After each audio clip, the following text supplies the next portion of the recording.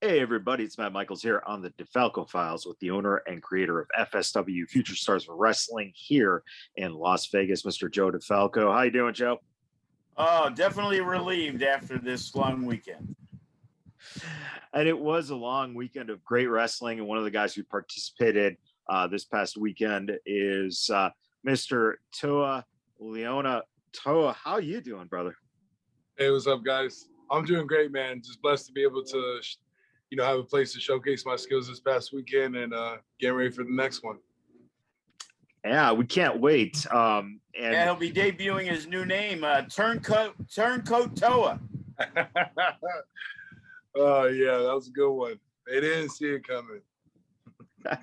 Well, you know what? That was one of the things I think that was very wonderfully done in terms of the fans not seeing this coming.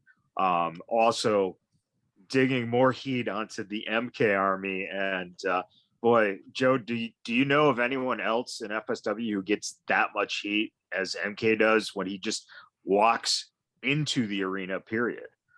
Well, Braxton does because everybody hates his guts. And you'll hear more about that on the Fresco show with Joe DeFalco. Yeah, we already did that. I made my debut, gave them their highest rating in their history of over a year, which was easy because it was me. You know what I'm saying? Toa, for you, when you get put into a situation where you're given such a juicy, no pun intended, storyline where you have an established tag team with Juicy's on the other side for GCW, you're on the side of FSW, and given the opportunity to then show your loyalty to your tag partner instead of to FSW. Bastard. When you were getting ready, when you're getting into mindset, when you're gearing up, how does that make you feel knowing that you're about to go out there and do something that realistically could go 50-50? It could go really good or it could go really bad. Is that something that you get yourself psyched up for in terms of what you have to do to execute the plan that's in place for you guys? For me, I always get hyped up and real intense before any match. But this one was different in the sense of it wasn't necessarily my moves or what I had planned to do to my opponent that I was really focusing on. It was, which I liked on this end, was the psychology of it. I knew that they were going to see it coming, so I was hyped up, trying to do the little in-betweens in the beginning to show that I was Team FSW. So once it came time for the turn, I knew for sure I had them hooked, and I knew once I turned on Graves that the crowd was going to start booing.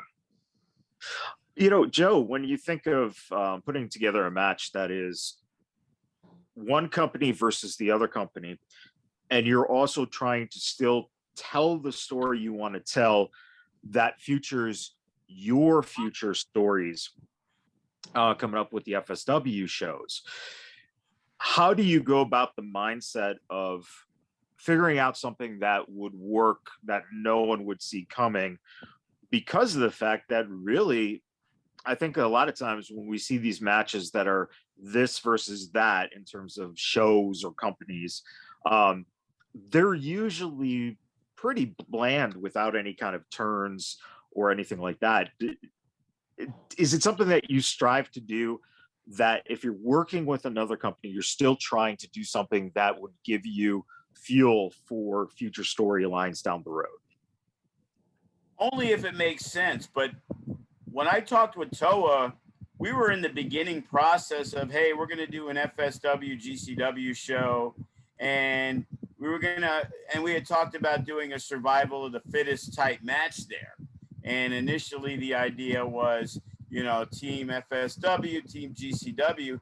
And I had brought up the idea of Toa on one side, Juicy on the other. That was one of my first thoughts.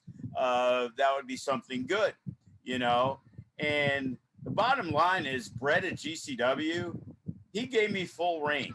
Like, he had no idea who was going over. He had, all we discussed was the matches. The only thing that got changed, which is funny because it got the most heat, and that was I had in the mindset, I told Jay Vidal he was going to work EFFY, and we were all set with that. And then I got word from Brett that Ricky Morton, who was scheduled to do the Lava Lounge with Disco, wasn't available for the Saturday. So he was hopping on a red eye after the GCW show Friday night to do something Saturday in North Carolina. So, you know, Brett likes Disco and wanted to figure something out. He felt that him and EFFY would be really, really good. And I'll tell you what, it got more likes. It got way more likes than anything that we posted match-wise.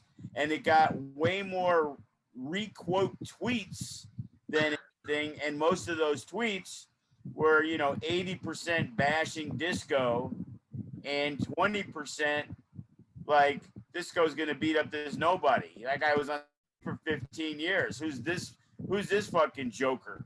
You know what I mean? So it was like, so when they came out, you know, it was a great moment because Disco's never liked to begin with. So he was even more hated because the FSW fans don't like him.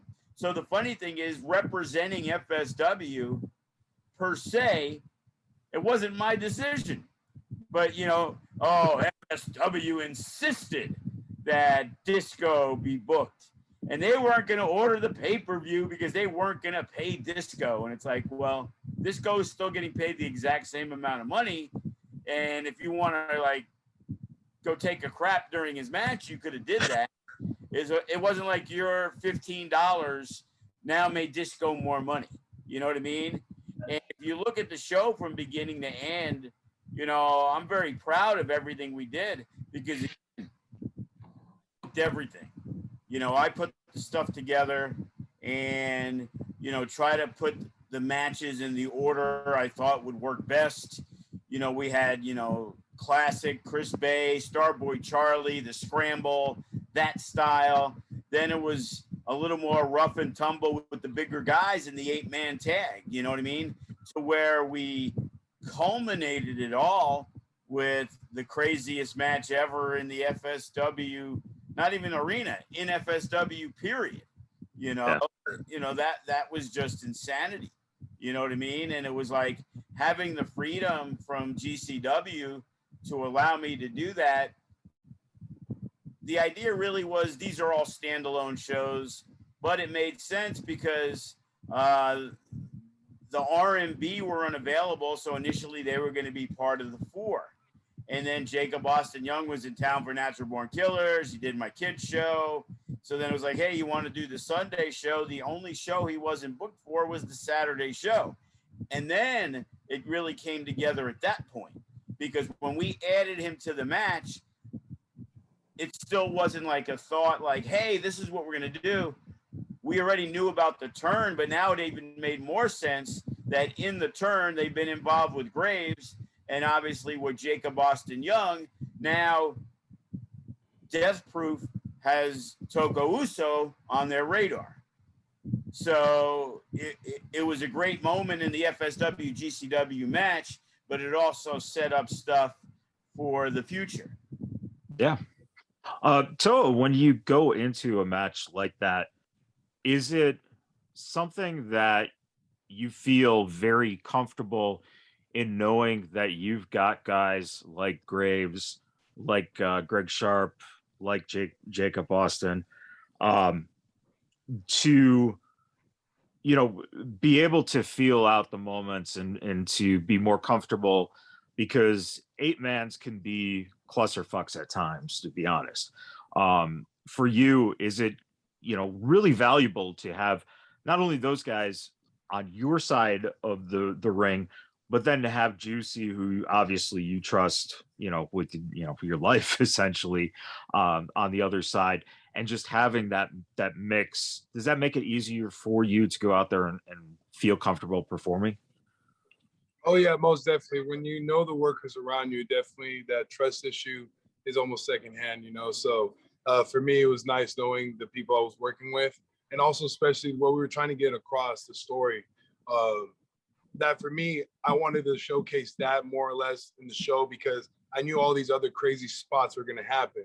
It's FSW versus GCW. I knew that there's going to be a different way that I can, quote unquote, steal the show or like have a moment. And I knew that with the workers I had around me on tag, the little in-betweens of them being hesitant to, give me a fist bump, things like that, me trying to help them save, here back and forth, to when it finally came to me turning, it made more sense for it to be like, oh no, how could you? Versus just kind of like, throwing it away per se, It was an 8-man match, but I treated it like it was a WrestleMania main event. That 8-man could have easily just been a throwaway match on the show. But, the whole hope is that every match has something special about it that you remember it. Because, we've had a lot of good matches and then people were like, oh yeah, when I wrestled him, and it's like, really? You wrestled him? And again, it was just another match. And a lot of times that's going to happen, that 20 minutes after your match was forgotten. And that's when people talk about the spots and doing this and doing that.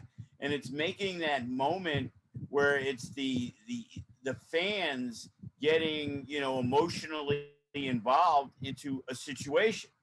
And that is way more important.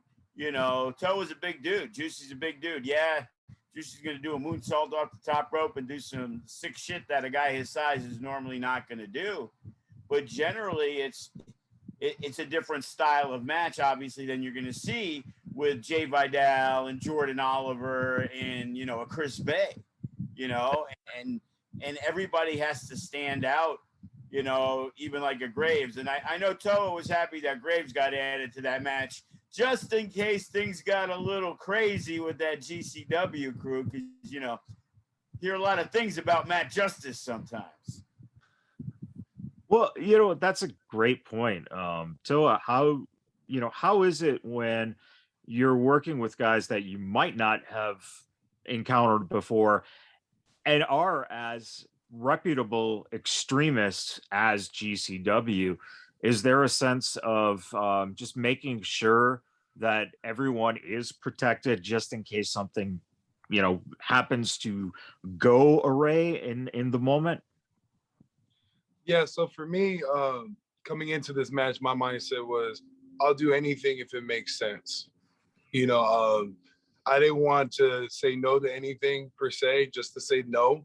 But at the same time, I knew if anything did go awry, I know I could protect myself and get back to where we had to be in the match. So I wasn't too worried. Well, you already knew Graves was the guy who was going to say to no whatever he didn't want to do. So exactly. See, I'm the yes, the nice mean guy per se. Graves is just the mean guy. When you think about Toa, Joe, how did you get introduced to him? How did you first come about? It was actually at the empty arena show that GCW did. They were supposed to do it, and then there was no fans allowed in Vegas. So, of course, we stepped up and said, yeah, you can use our facility. We gave him a good deal, Brett and all those guys. And Toa came up. I didn't really know Juicy very much at all. I think I probably barely had met him, And I see this big motherfucker walking up to me, and I'm like, yeah, who's this fucking goofball? You know what I'm saying? And then it was like, and he introduced himself, and, one of the few guys who really went out of his way to, like, make sure he introduced himself to me. And then I saw them, and they had a match, and I'm like, oh, these guys are pretty good, And then the more I talked to them, the more I liked them. And it's like, it's hard to make comparisons, but early on, you kind of get a judge, you kind of get a feeling about people. I felt from day one when I met Hammerstone, even though he was green as green can be, I sensed that there was something special about him, that this guy was going to be a star. And I feel the same way about Toa. It's like, he's got a great attitude toward things. He wants to learn. He wants to listen.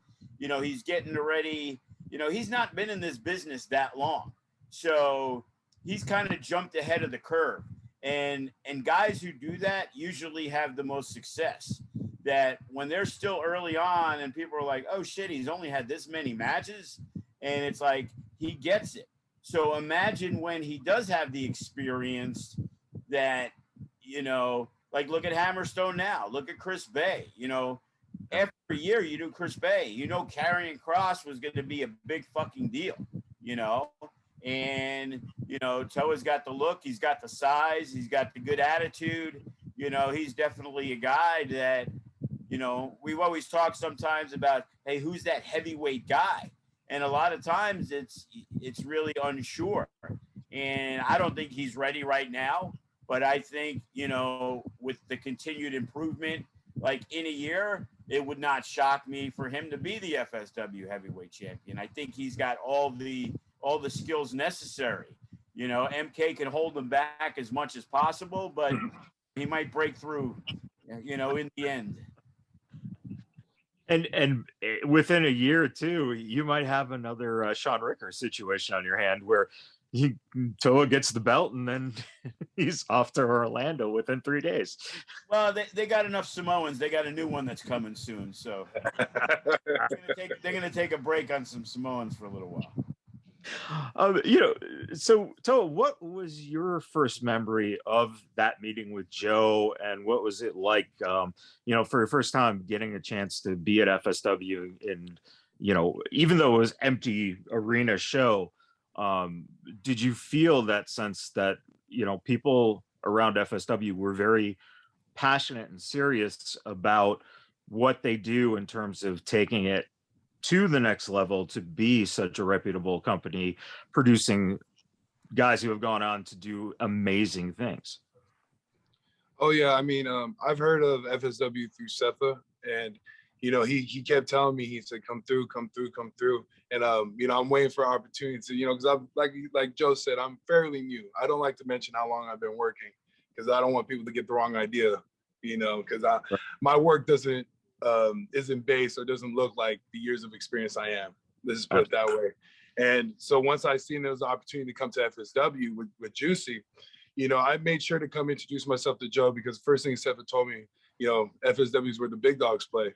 So I'm like, all right, let's get it rocking, you know, because I want to make a name in this business for myself, you know, as someone that doesn't have the experience, therefore can't be put on these bookings, these big promotions, because who am I, you know? So coming to FSW, I looked at it as that was my opportunity to get put on the scene, you know. So empty arena match or not, like I said earlier, I didn't mean it just to like sound catchy or corny. I really do treat every match as if it's WrestleMania main event, as if there's a contract on the line. And for those matches that was in the empty arena, I knew Joe was gonna watch. I knew he was. And my mindset is like, yeah, I'm gonna say hi to you now, and then afterwards, I know you're gonna come up to me after. So that was my mindset going into it.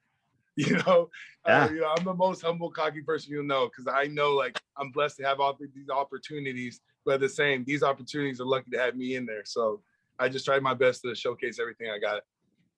Did Setha describe Joe to you in any manner, or did you know when you met Joe that Joe was like a little pit bull?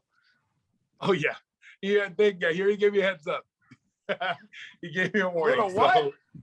A pit bull? What are you talking about? I'm the nicest guy you know.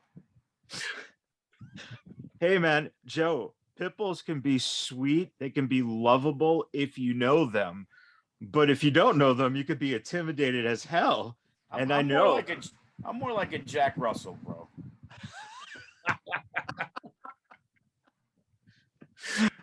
You know, Joe, when you get a look at guys like Juicy and Toa working as a tag team, and knowing also the history of guys from Knox Pro as well, and having your success with you know, helping Setha get to the next level, did you look at them as a tag team and realize, you know, hey, right now we don't have that type of huge dominating tag team, that these guys would be the perfect fit to throw another, you know, cog into that wheel of your choices of who you could see matching up. Was this something that you kind of immediately went, oh yeah, this would be a great thing for us to incorporate? Well, we talk about the tag division and how deep it is, but the thing is, it's very deep with younger, no limits sized guys, and being that during the pandemic it was so localized shows, all those guys kind of wrestled each other, a lot, to get their experience and doing all the other stuff. And the thing is, with Toko Uso, you bring them in and they immediately rise to that top tier of tag teams that we always talk about. There's the A-list and the guys that hate it because they're in the B-list. And it's like, well, it isn't because, you guys have been in the business 14 years and you suck.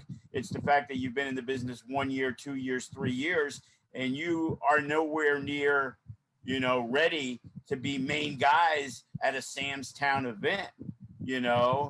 It's easy to protect the guy who's, 6'3", 280, looks like a monster. And then you got Juicy, who's 400 pounds, that they do some shit. And then people are just oohing and on. Like, if I brought them in the first day ever and they laid out Death Proof and won the tag titles, people would not be surprised. Right. You know what I mean? It's like the intimidation, the size does mean something. People see these guys and when they've seen what they've done, unfortunately, the only issue we've had is Juicy gets a lot of booking. So it's kind of hard to get him in. And, Toa hasn't really missed a beat. He tagged with Tito. It was good. He's done the singles stuff. So thankfully, we put the MK Army together with 3 people. And, generally the idea was Tito's the singles guy and Toko Uso's the tag, obviously. And now we even have a female. Viva Van is now part of the MK Army.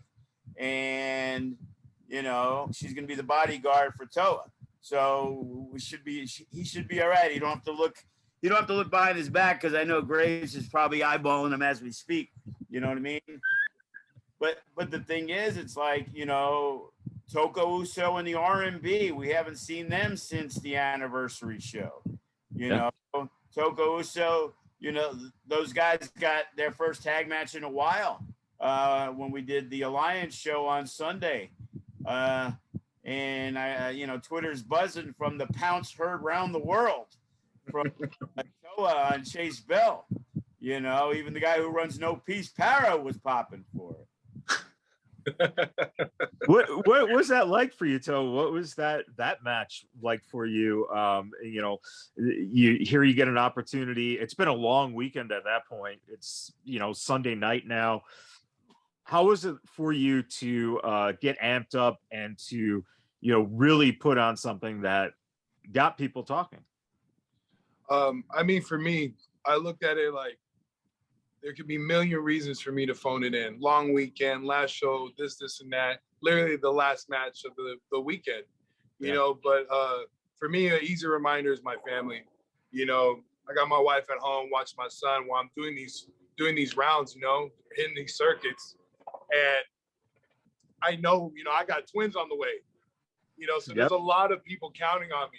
So never once am I thinking like, oh, no, I'm going to give it everything I got every single time. So my mindset in Gorilla going into it was like, don't phone it in. No reason for you to, take a night off. Like, give it everything you got. I don't care if there's 10 people in the crowd or 300, 5,000, whatever the number is. Whatever you see me debut on a show or in a card, just know whether it's one person in the crowd or 1,000, you're going to get the same Toa. The truth is he was like, he wasn't going to turn down that $1,500 booking. You know what I mean? That's true. Money talks, Well, I'm glad you brought that up, that you are having twins. Congratulations. 2022. He ain't having anything. The wife's having it. Yeah, I'm just here for the ride. Yeah, he's just watching. So, Joe, does that make it excited for you to realize that, you've got until about, let's say, 2040 to where the new tag team, the Twins, can debut at FSW somewhere around then. Yeah, probably by that time, Joey has run FSW into the ground, so I won't be worried.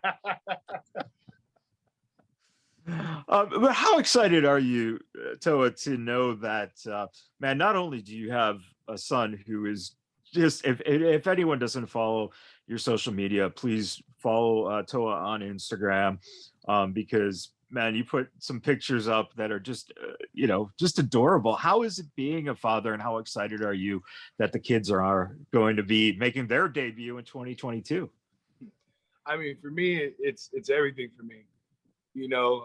Family means a lot to me, so seeing my son, like as he's growing, him seeing me do this wrestling stuff, him doing his little wrestling moves on the bed and stuff, man, really warms my heart, and then knowing that I got more kids on the way. I mean, it was crazy. We're over at the doctor's appointment, doing the ultrasound, and he said, "Congrats, there's two." Me and my wife looked at each other like, "What?" That you guys are having twins. We just started dying hysterically, because we just couldn't believe it, It was a great blessing. But with that, with that same blessing, I know comes responsibilities. So that's what motivates me and drives me, is knowing that, The one good thing is the wife gets to take a year off, because we know usually the Samoans have 8 or 9 kids. So now it's like having an extra one. So it's one less year she has to go through it. Exactly. That's what we're happy with twins. Now we're done. 3 and done. We'll see. Yeah, you say 3 and done now, and then you have the whole front line of a football team within the next 3 years. The Samoan baseball SWAT team. Joe, being a father yourself of a son who got involved following in your footsteps, what is some advice you have for Toa in terms of if the kids might possibly follow in his footsteps by seeing what he's doing in his career? Make sure you beat them more. Obviously I didn't beat my kid enough. That's all I figured. And he says he's not a pit bull, right? Hey, So Toa, training at Knox Pro, what has that meant to you in terms of being able to really kind of put everything together and learn from some of the solid guys out there that really know what they're doing? I look at Knox Pro, I look at FSW, and I look at Santino Brothers as the 3 most important West Coast training schools. What has that experience been like for you, and are you eager as you grow to help some of the younger guys in the business learn from what you're learning now? Oh yeah, like first, coming to Knox Pro, man, was one of the best decisions I ever made. Quick little story: my wife is watching Toa Divas, watching Toa Bellas, and then she just asked me a question: "Why don't you start wrestling?" And I couldn't answer. I couldn't answer her because I grew up loving wrestling. That was my thing. I loved wrestling as a kid. When I couldn't answer her why I wouldn't start wrestling, I was like, "That's a very good question." This is after my football career run. I was doing powerlifting. I got bored. Lifting X amount of pounds. Gets boring after a while. Especially I bet 700 pounds. It's not like I'm gonna have $1 million contract waiting for me. So I just figured that there had to be a next. Like what's gonna happen next. And when she hit me with that question, I felt like it was like boop right in my head. Like that's what's next. So I immediately went and reached out to Rikishi over at Knox Pro, and he messaged me back shortly after. Went over there, met him in Reno, and man, they took me under their wings from day one. I think that speaks highly on when people are surprised by my years of experience, how it doesn't match my work when you see there in the ring is 1000% due to the fact that Knox Pro guided me, teaching me the ropes, what makes sense, what doesn't make sense, what looks good on me, what doesn't. you know, and then with that, I'm all in or all out kind of guy. So I make sure every single day I'm studying film some way or some form. I'm training. I'm doing everything it takes to make it to the next level. So much so that me and the family moved to the Bay Area to live with my mom during the pandemic. You know, jobs were going out. I'm a personal trainer at first. So with no gyms open, I wasn't able to work. So I didn't know what to do. So for me, when the pandemic was finally coming to a close, I asked my wife, I'm like, are you down to move to LA? For two reasons, right? I want to be able to come train at Knox Pro as much as I can to get better, but then also be able to make this Vegas trip over to FSW more frequently. I was willing to do the grind, but that 9-hour drive to Vegas was really, really hurting on like us as a family, in the sense of like me leaving 9 hours, that's at least 2 days gone, you know, but now it's a one trip burner. Go out there, do the show, come right back. So we don't really miss too many work days now, you know? So for me, man, that was like the biggest thing for me, was to come to LA so I could come to Knox Pro, come to FSW more frequently for bookings, you know? And going on to the second part where you're saying about the young kids, man. Yeah, for me, I'm a big believer of like each one teach one. You know, that's what we're taught over at Knox Pro. So I want to be able to bring that everywhere I go. You know, once I got the clearance from some students that could come with me to a show, I brought them. And Joe, thankfully, when there was an opening spot, he was like, you know what, let your boy give it a run, you know. And you know, he had a good match with Shade for what it was, and I was really happy for him. Talked to him after, so he knows that all these experiences or opportunities are always given, you know. Yeah. So I try to take him on his wing and help him as much as I can. Or like going against the two kids, Nick and Chase, man, it was fun dancing with them, you know, and to be able to talk to him afterwards, and you know, it was really nice to feel like the vet in the situation for once, you know. Joe, how is that for you too, when you know, a guy like Toa has someone in the car with them, and you know, you're able to give those opportunities?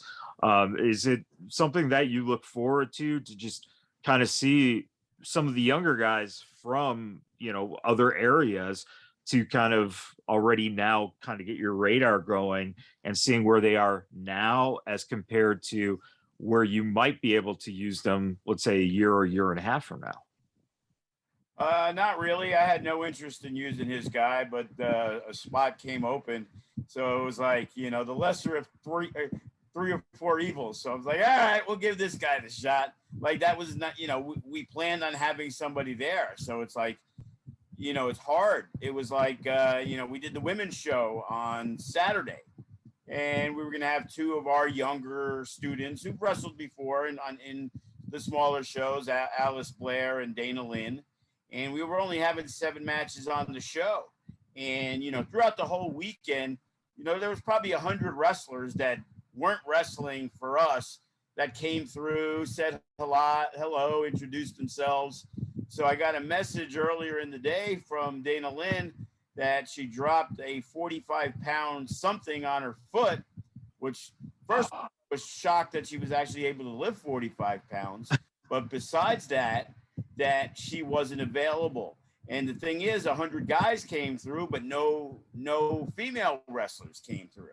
So I ended up having, you know, to put Alice Blair in a 3-way when she just wrestled Bryn Thorne a couple weeks ago. That was not what I wanted to do, but you also wanted to give the girl who's been training with us and has been working hard, you know, an opportunity.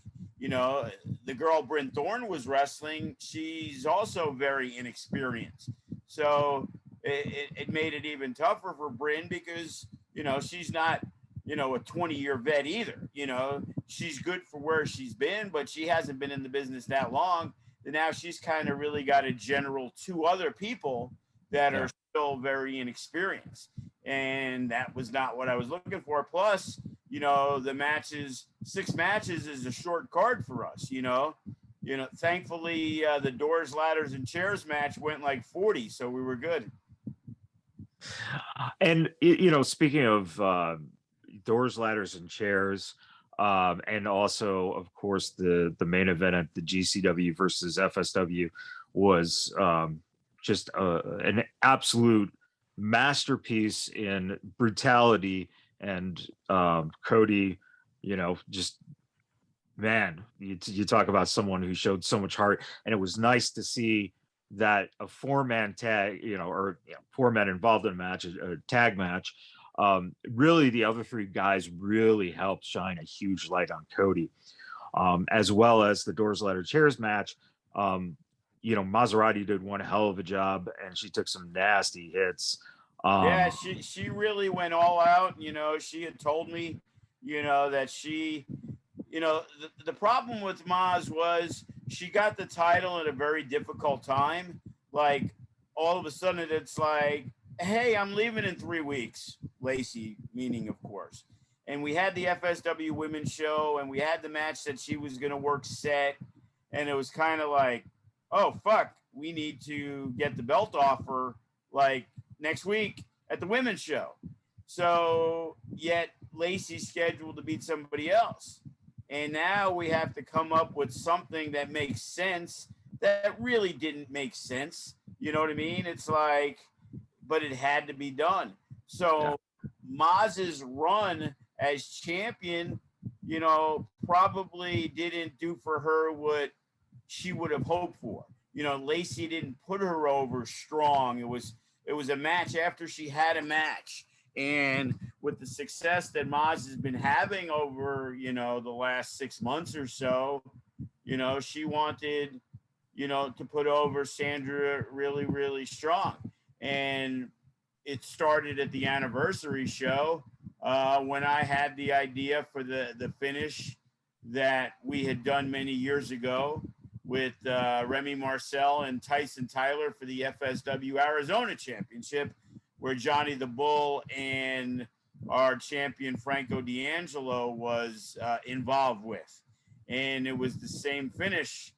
Instead of Monster Johnny the Bull and Monster Franco D'Angelo, it was Jody and Strella, you know? Right. But the spot came off awesome. You know, it looked like Sandra won the dusty finish, you know, very rarely done in FSW.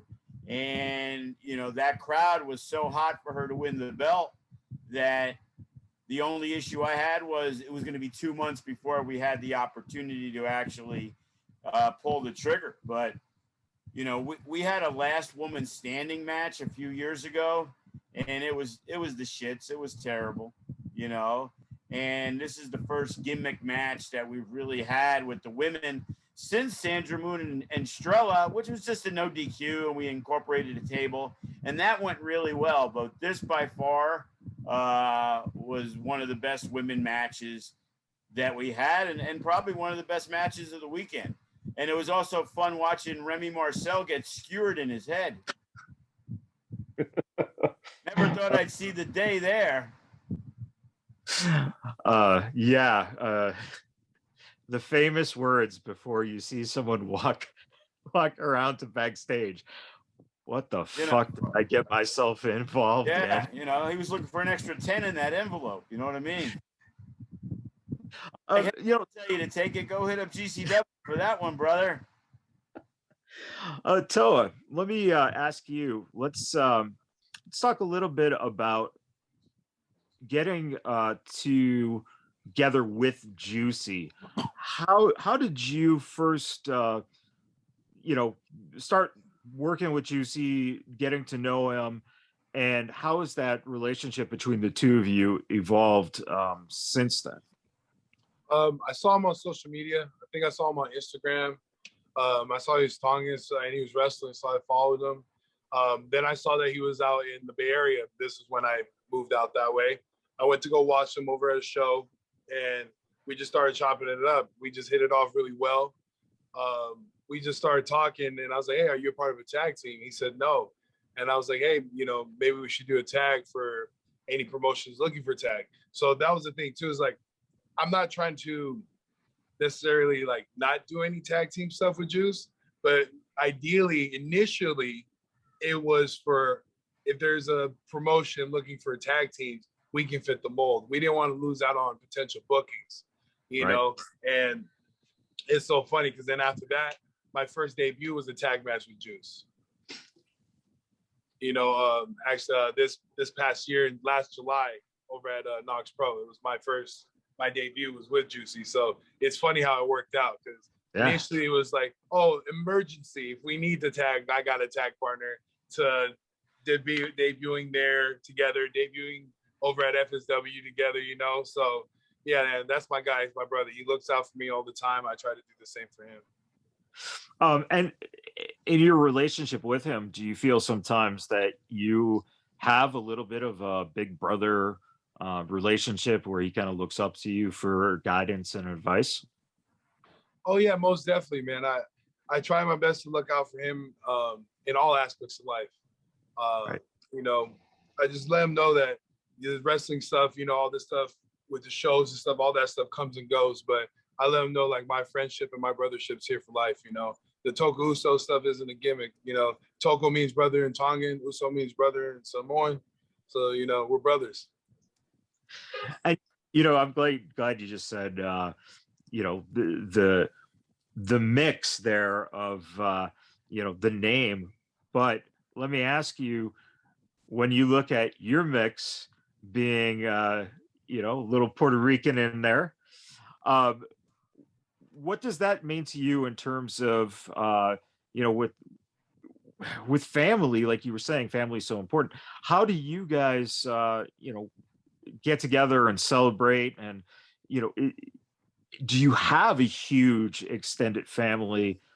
Because it's a great fiery mix of you know, bloodline there.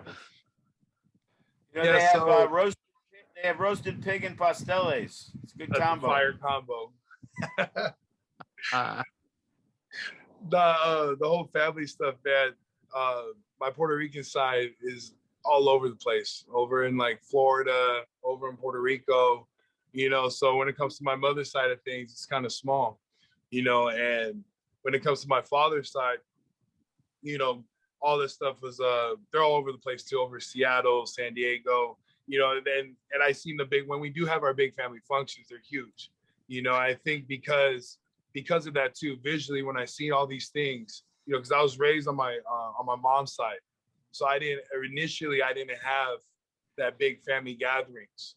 So for me, that's what makes it more important for me and my son and my kids to come, is to go over and go see my family from all over places so that he can hang out with his, you know, his cousins and stuff, you know, because sure.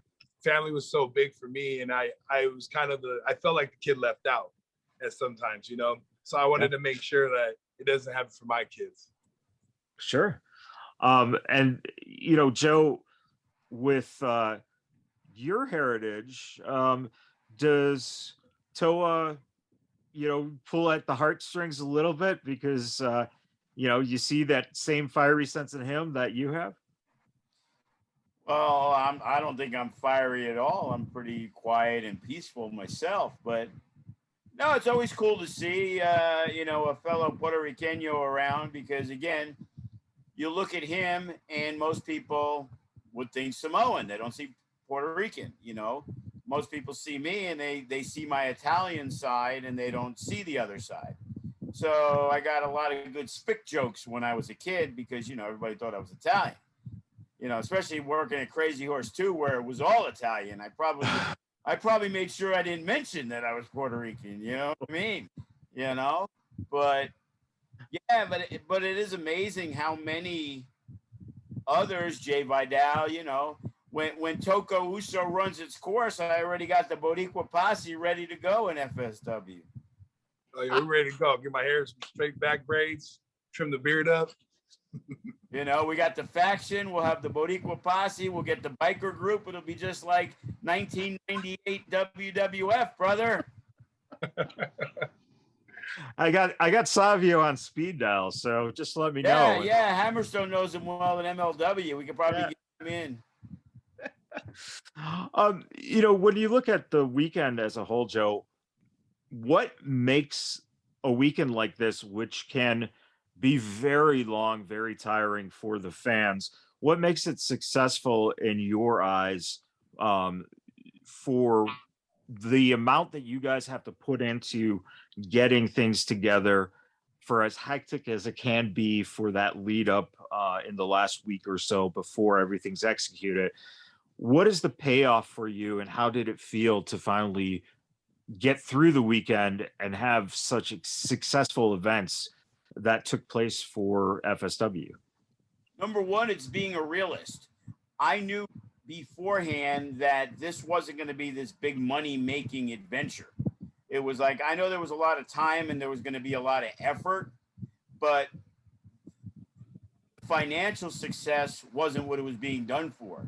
It was for the brand extension. It was for making other people who aren't aware that are wrestling fans in town of who the fuck FSW is, you know? And you see so many people who come in and, you know, you introduce yourself and it's like, you know, it's really weird. Like some people are like, oh, really? You're Joe DeFalco, man? You guys are great. Blah, blah, blah, blah, blah. And it's, you know, it's funny because, like, you know, you get the fans that you've been with for a long time and it's like, oh, can I get an autograph? And I'm like, fucking autograph? Why would you want an autograph from me?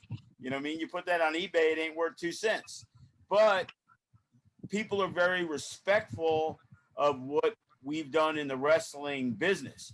And that's when we know we've gone to that next level, not the level we want to be at, but the next level. We, you know, we've been Vegas wrestling for 12 years. And from the day we first started, we drew. And every year after the fact, it was like, wow, this was a bigger year than last year, to where you thought there's no way we could do any better. And in 2019, we actually had the biggest year we ever had. Why? Because now we were putting everything together. Everything was in place. Actually started making some money out of the deal. You know, no Vince McMahon money, of course. But the reason I do this was because I loved wrestling. So if I expect somebody to buy a ticket to my show, I wouldn't buy a ticket to the show if it sucked. Why would I expect them to? I like wrestling. I grew up loving wrestling. So what do I want? I want to see the best wrestling out there. So from day one, when the very first show we had the Young Bucks on it, it was because I scouted and, you know, checked things out, listened to who was hot on the scene. You know, later on, it was a guy like Brian Cage or a Sean Ricker. You know, then we really started generating our own homegrown talent. And, you know, Sefa came in, you know, the next guy after Bay, it was like we always had somebody. And then Lacey came in, and it's just been an amazing ride. And then using a guy like Eli Everfly and Gatson, and now Toa is that young, up and coming, you know, stud wrestler guy that people, you know, you see him and you're like, you know, you're gonna sit in that chair and maybe pay a little bit more attention. You know, he's a big dude, you know, throwing people around like that pounce. And the finish came off awesome. The part before the finish sucked, but the finish came off great. And it was great how the referee counted. If you watched, referee counted 2, and as Chase jumped on Juicy's back, the count got stopped, and then he hit him with the pounce, and then he restarted the count instead of like, 3 and it's over. You know, everybody played their part well in that to make the finish look as good as it could, you know, and doing all the shows that we did, you know, we spread ourselves a little thin. I'll be honest. I would have never run the show on Sunday. I actually gave, you know, Joey the reins to kind of work with the No Peace group and the Palais Pro and I guess Paradigm, who ended up dropping out. But then when the Friday noon spot or 1 o'clock spot, Joey wanted to take that, kind of left me with the bag for that last show. And the miscommunication was fucking horrendous. Like, we ended up not even streaming on the IWTV platform with them, which is the reason why we kind of did the things together. It's like, well, you're going to use my arena, you're going to use my production, you're going to get like this highly reduced rate, but in turn, we're going to get something. And that didn't come to fruition. So I was a little irritated, about the stuff like that, because in reality, I didn't want to do the next show. It went fine. There was no issues with the show per se, but it was just another night that I'd rather concentrated on Natural Born Killers and the women's show and the GCW show, because that was FSW. That was for us. And then when No Peace goes on IWTV, they're going to have their fan base. So we were hoping guys like Toa and Juicy and Jay Vidal and all these guys would get seen by that different fan base. So, WWE said they're going to be back, I guess, for Money in the Bank in July of next year. We're already going to start the pre-planning for that. But everything we do, we're gonna base it on the right thing. Natural Born Killers at 11 o'clock was not the best idea. GCW moved the time from 7 o'clock to 7:30, and then when I hit up Brett about it, it was like the rumors of CM Punk coming right out at 7 o'clock ish. For AEW, he held off and moved his start time, which made us move our start time, which also made people who knew the show started at 11. Well, if GCW didn't end until 11:15, a lot of people weren't going to be like, well, yeah, they probably started late too. They probably just said, hey, it's been a long day. I'll go home and wake up early tomorrow to go to the FSW GCW show. So we had at least attended Natural Born Killers event we had. And we had some really good stuff on there with TJ and Eli Everfly and Lawler and, Jake something, and Calder McCall and Caljack was real good. There was good matches from beginning to end. Even the guys who have no pro wrestling experience, but Ryan Walker from Bellator, and the guy, his workout partner, who's also, trains John Moxley over at Extreme Couture, the guy Gil. So they were all excited to be a part of this. So it was disappointing that, we didn't get near the amount of people that we would have wanted for it. Sure. Toa, not only this weekend did you do stuff with FSW, but you also, I believe you had the Versus show on Sunday. Did you do that one? Oh, yeah. What is it like working with Beast and Versus? Because I know you're getting, ring experience there as well when you're able to get into town. I mean, it's good. Like I said, I'm very appreciative of any opportunity that is presented my way. For me, I'm just trying to do the best I can, and like I said, get my reps in. My goal, like one of my little goals, is just to be ready faster than what is anticipated. Joe says a year. We'll see in the next 3 months whether the belt comes my way or not. I need to prove it to him first.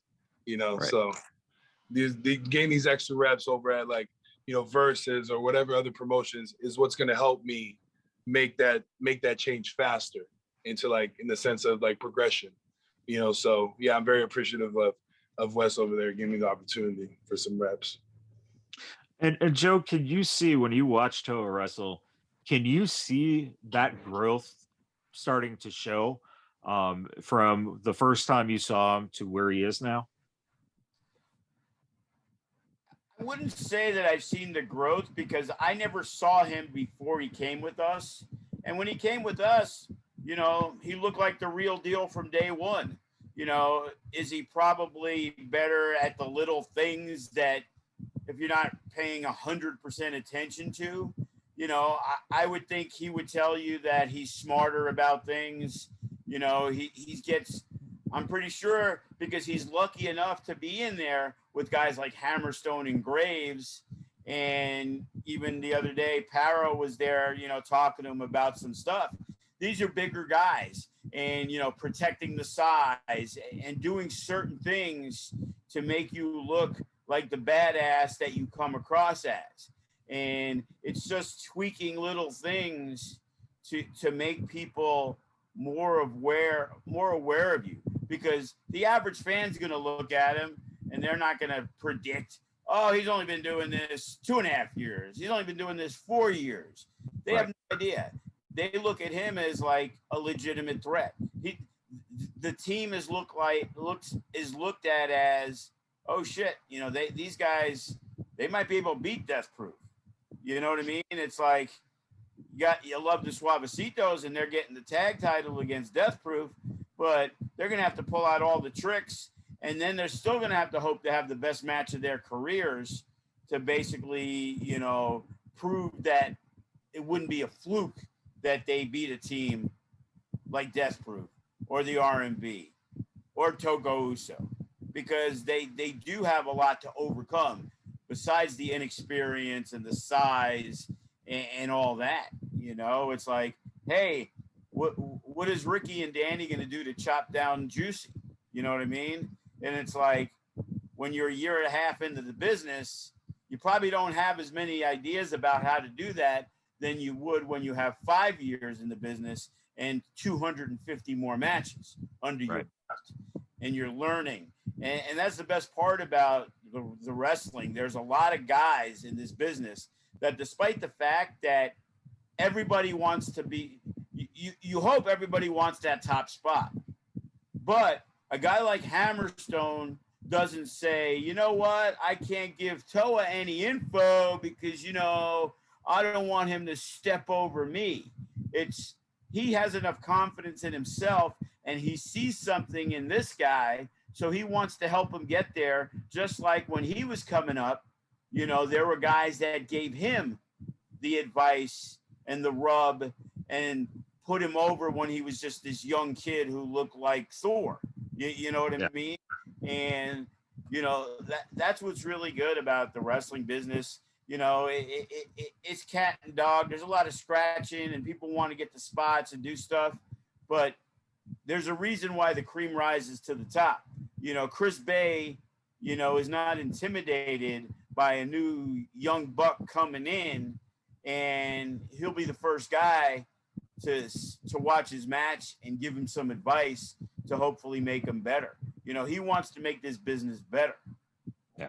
There are some guys, and now you see that they're the weekend warriors.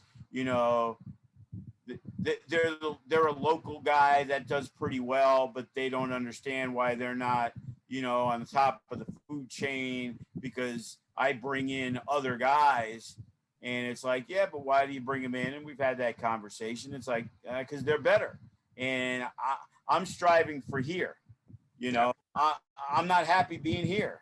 And when I get here, I'm probably not going to be happy till I get, you know, even higher. And that's how your mindset is. You know, Toa should be a guy who, tag team champion's great, but I want to be the man. You know, I want to be the heavyweight champion. I don't care if I got to go through Hammerstone, Shogun, Tito, Toa, his own guys, Chris Bay. It doesn't matter. You know, when you're the champion of FSW, that means fucking something.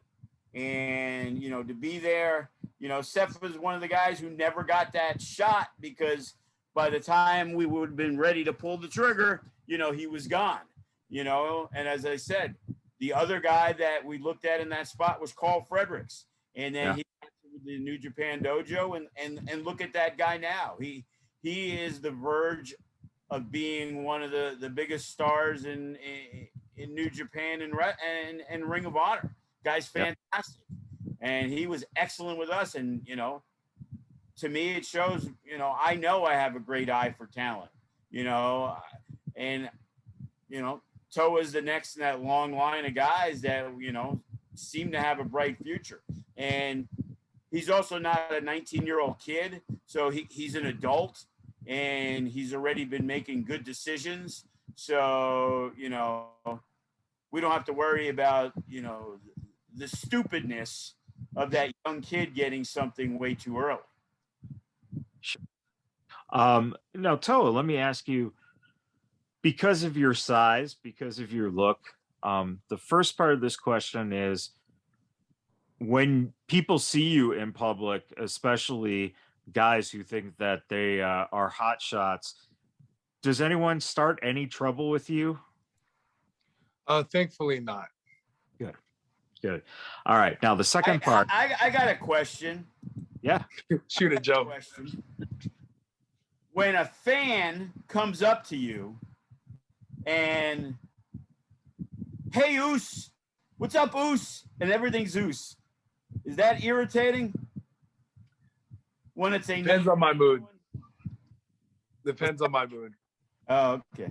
It does depend on my mood. Sometimes it doesn't bother me. Sometimes because I look at it and I listen, and it's like they feel they're part of it with you. You know what I mean? Yeah. And like, that's like the wrong thing I would think to say, but that's why I wanted to ask. You know? Yeah. You know what I'm saying, Oos? No, it most definitely. There's only some of us who can say that, Oos. You know? You already know, Primo. Along those same lines, my second thought is, are there any little kids in your everyday life who maybe you come across at the grocery store or in the park or something like that see you and think that you're Aquaman? Oh, yeah. I get that a lot. That's not a bad thing. I also get Maui. So, I get Maui and Aquaman. Wow. My hybrid of the two. Joe, as we kind of look to wrap up a little bit here, when you look at the landscape of everything that just went down, the success of everything, the lessons that you guys have learned, when you see something like the announcement for July 4th in 2022 being a return trip for the WWE to Allegiant Stadium, is it something that you guys will start planning earlier for this year because of the stuff that you guys have learned? And is it something that you might try to run possibly bigger locations so that more fans, who probably saw the shows this weekend and got very much more so interested in seeing stuff if they're coming in from out of town, is that something that you guys will think about in terms of accommodating the type of fan base that you think that you guys could draw? Everything depends, because I'll be honest with you, when they said Money in the Bank was going to be at a Allegiant Stadium, I was kind of fucking shocked. It's like, that's not one of their big pay-per-views. They don't sell out, arenas the size of T-Mobile, 50, 60,000 people, unless they're doing something, extremely special. And, The Rock's wrestling Roman Reigns and Lesnar's now defending the title that he won this year against CM Punk, who came over after the one-year contract. I just don't see that outside fan base. When they do a pay-per-view, sure, you're going to get some people from Cali and from Phoenix. But for SummerSlam, you're getting people from all over the United States that are flying in specifically. When Ring of Honor runs their anniversary show, it's a bigger deal. Obviously, with far less people. At Sam's Town, it's 800 people compared to 600, 65,000, 50,000, whatever they got. So it's a lot easier to fill up the 800. But when Ring of Honor's out here and doesn't run the anniversary show, you could see the numbers are way lower because way less people are coming in for it. They did a show at the Orleans Arena that was totally outdrawn by our Mecca show. So, Right. In October, Impact is coming back. And my son's like, oh, let's do a joint show, Dad. I'm like, well, why would I need to do a joint show with you? I'm my company. We're going to do a show. And I'm like, but Impact doesn't bring in any outside fans other than, a handful of the hardcore fans. So running a bigger show the night before is not going to be beneficial to us. Like, I would rather take a separate week, even if it's a week before, or a big Halloween show the week after. You know what I mean? That's going to draw us better than Impact, who's going to do a lot of seat fillers, and they're going to, you know, they want to get as many people in there as they can. So they'll give away a lot of tickets. Well, if you go there Saturday and Sunday and you get second row tickets for free, you're probably okay with missing that FSW show that's $40-50. You know, you're getting hours of wrestling, you're getting pay-per-views, you're getting an awesome roster of Impact guys. So what's the necessity? Hey, we can miss one FSW show and save our, you know, our family of 3 or 4, a couple $100 because we're going to be spending it over there if they are.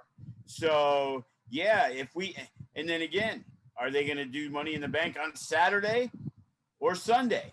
You know, if they do it on Saturday, it's going to be tough because I can't see us doing more shows. I see us doing less shows. Yeah. WWE runs on Sunday. I'm guaranteeing GCW will be out. I'm guaranteeing you will be doing something with them, but now we can maneuver Natural Born Killers in a different spot. You know, It's possible that we bring back the Mecca for that event. You know, it's like, who's coming here first? You know, is it AEW? And seeing our fan base as it is, there's no reason we may not just do a Mecca show when we feel it's a good time, you know, a good time of the year. And, you know, maybe when GCW comes back in a couple months, say they come back in January or February, hey, maybe we do the Mecca on the other day they're not going to be here. You know what I mean? So it's like there's a lot of pre-planning all in here, like waiting to hear things, thoughts. You know, there's always going to be ideas of what we're going to do. But, you know, unfortunately, sometimes, you know, you have to wait so you really know what's the situation. You know, we can't be like the WWE and just say, okay, we're going to do this July 3rd. And it's, oh, okay, well, WWE decided since 4th of July is on Sunday, they're going to run the Saturday the 3rd. Now we have to redo everything. Yeah. You know what I mean? So it's like, we're smart enough to understand the reason why there's so many people that are going to be here that, you know, for that weekend. It's obviously because they're here to see WWE. Now, if we could convince some of their fans to check this out, you know, maybe we make that fan for life. Because, you know, if you look at the Twitter, I'm pretty sure we made some new fans that heard of us, knew who we were, but never came to an FSW show. They lived out of state or whatever. Now maybe those guys will, you know, buy the pay-per-view. You know, right. We have sold more pay-per-views for the FSW GCW show than anything we've ever done, and even more so than, you know, Cross Moxley for Natural Born Killers. So, you know, definitely happy what we got going on there. And Toa, as we are getting close to wrapping up here, let me ask you, you wrestle against a guy like Graves. Is Graves one of the hardest hitting guys that you've worked with? And how have you enjoyed the way things are going in that ultimate battle between the two of you? Oh yeah, working Graves, man, I have a blast. I like that stylistic of wrestling for me. Thankfully he does too, so we kind of mesh really well together, you know. And then what was the second part of that question, boss? Just in terms of you know, how that story is playing out so far. How have you enjoyed the fact that, you know, there's really something there that's being built, and I don't even know if the fans know yet where this is leading, which is really nice, because a lot of times you see things are just choreographed and you know where it's going. How is that for you in terms of, you know, getting a chance to work with him and ultimately, you know, probably leading to a chance to work with Hammerstone? Oh man, I love it. Joe, you know, hit the nail on the head earlier. You know, these guys, man, since day one, I think based off how they see me, they were really receptive of helping me out. Especially Graves, since I worked with Graves like a few more times than I have Hammer. Hammer was the first time ever in that tag match. Yeah. Graves has always like looked out for me. I can tell by, you know, by the way he calls things and he's talking to me. I know he has my best interest, and it's, it feels good knowing and, like seeing that, going into what's to come, man. I'm so excited. I'm extremely excited because I know working with these guys is what's going to get me to the next level. I like working guys that, are better than me. I like working guys that have been doing this longer than me, because I'm going to absorb as much as I can. Thank God you're an FSW. That's the whole roster. You know what I'm saying? Exactly.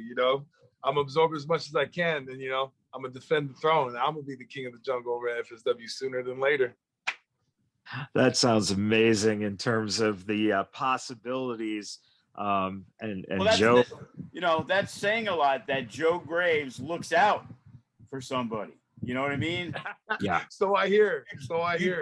You generally have to really earn that respect, and not saying that Toa hasn't learned it, but it sure seems awfully quick for as long as Graves has known him to already be able to put that trust in him. That says it right there, Yeah, I think that's a fabulous point. And I think that that Toa, in terms of feeling something that is accomplishing something, that in itself is a huge accomplishment, a huge honor.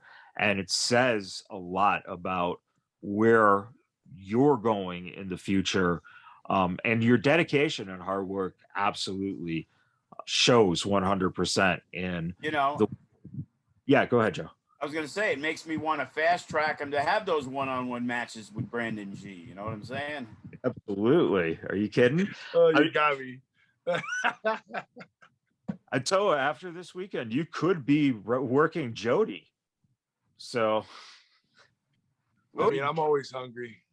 I'll never turn down a free meal. Actually, we have the show September 3rd, and again, pre-planning and getting things done from when we set up the last High Octane.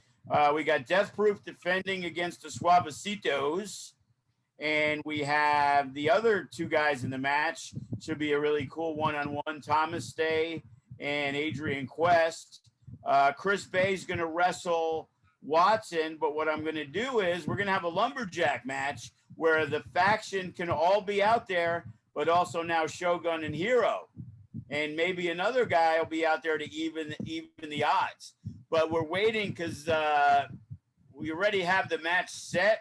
We're just double checking to make sure. Juicy's got to make sure he's able to get here in time because he's going to be somewhere else. But Toko Uso is supposed to wrestle one of the more popular tag teams in FSW, Sky High, on September. Wow. I'm sure Sky High is looking forward to that. And I'm pretty sure Juicy and Toa are going to try to throw those guys sky high. You might have to have the plaster for the wall ready, because if someone gets darted into the wall, they're going straight through the FSW arena. Well, they know better. They'll have to face the wrath of Rocky T. And you don't want to do that, brother. Yeah, I'm good off that. Toa, before we let everyone go here, let me ask you to let the people know where they can follow you on social media so they can get to know you a little bit better. Oh yeah, most definitely. My Instagram is Toa_Liona, Liona. And then my Twitter is LionheartOos. You can catch me over there.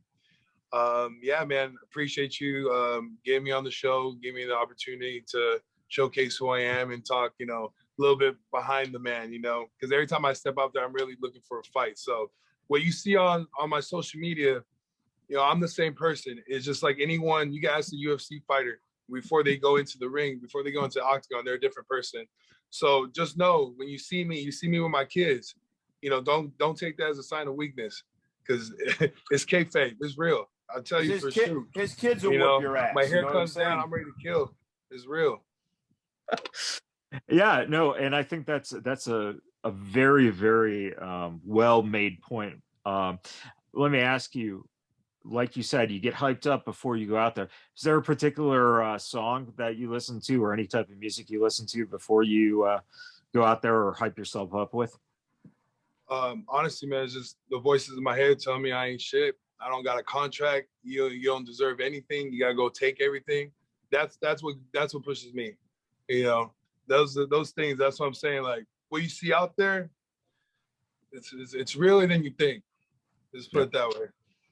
You know, when I hear him backstage, he's always singing "I'm the Man" by Taylor Swift or something, but I don't know. That's post-match, Joe. That's post-match. Oh man, and you know what, Joe? Maybe Toka Uso has found their calling, and you have Ricky Tenacious sing them out to the ring, And then murder Ricky after that. Without, I know. Yeah. Oh man, Live execution. I think that, you know, you want to talk about death matches with GCW.